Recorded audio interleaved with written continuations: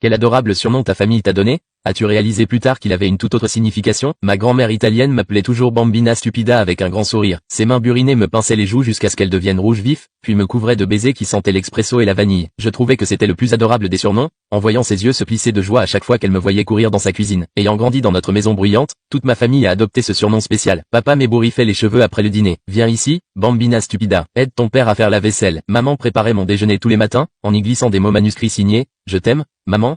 À ma précieuse Bambina Stupa. Je gardais chaque mot dans une boîte à chaussures sous mon lit, portant ce nom unique comme un insigne d'honneur qui me distinguait des enfants aux surnoms ennuyeux comme ma chérie ou ma chérie. En 5e, j'ai fait une présentation sur l'héritage familial où j'ai fièrement annoncé à toute ma classe: ma grand-mère m'appelle Bambina Stupa parce que je suis sa petite princesse spéciale. Ma prof d'italien, Madame Rodriguez, a fait des bruits d'étouffement bizarres depuis le fond, mais j'ai pensé qu'elle était juste émotive à propos de la belle tradition familiale que je partageais. Certains camarades de classe ont ri, mais j'ai supposé qu'ils étaient jaloux de mon origine culturelle exotique. Pour mes 16 ans, j'ai fait broder Bambina Stupida en écriture dorée sur un diadème en strass personnalisé. La couturière n'arrêtait pas de me demander si j'étais absolument sûr de l'orthographe, répétant chaque lettre lentement tout en plissant les yeux sur son écran. Je pensais qu'elle était juste très professionnelle. Pendant la fête, j'ai porté ce diadème avec une immense fierté en coupant mon gâteau, me sentant comme une véritable reine italienne. Au lycée, j'ai écrit ma dissertation de candidature à l'université sur la façon dont ce surnom affectueux a façonné mon identité de Bambina Stupa, chérie de la famille. Ma conseillère d'orientation a failli recracher son café en lisant le premier jet, mais j'ai supposé qu'elle était émerveillée par mon héritage culturel unique et mon récit captivant. À l'université, j'ai rejoint l'association des étudiants italo-américains et je me suis présenté comme la fille que tout le monde chez moi appelle Bambina Stupa. La présidente du club a littéralement halté et s'est couvert la bouche, ce que j'ai interprété comme un pur émerveillement devant mon éducation italienne authentique. J'ai même convaincu mon petit ami Jake de m'appeler par ce nom spécial. Tu es ma belle Bambina Stupa, disait-il maladroitement pendant les rendez-vous, bien qu'il ait toujours l'air mal à l'aise et qu'il trébuchait sur la prononciation. J'ai patiemment corrigé son accent,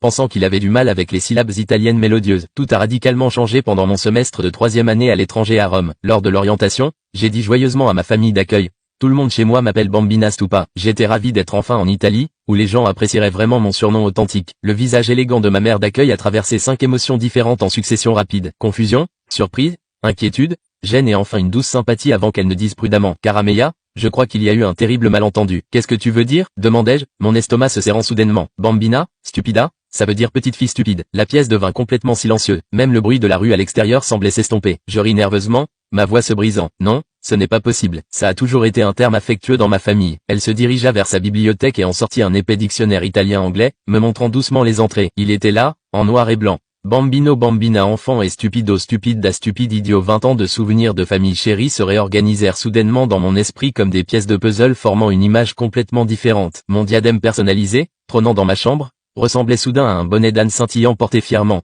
Quel adorable surnom ta famille t'a donné? As-tu réalisé plus tard qu'il avait une toute autre signification? Ma grand-mère italienne m'appelait toujours Bambina Stupida avec un grand sourire. Ses mains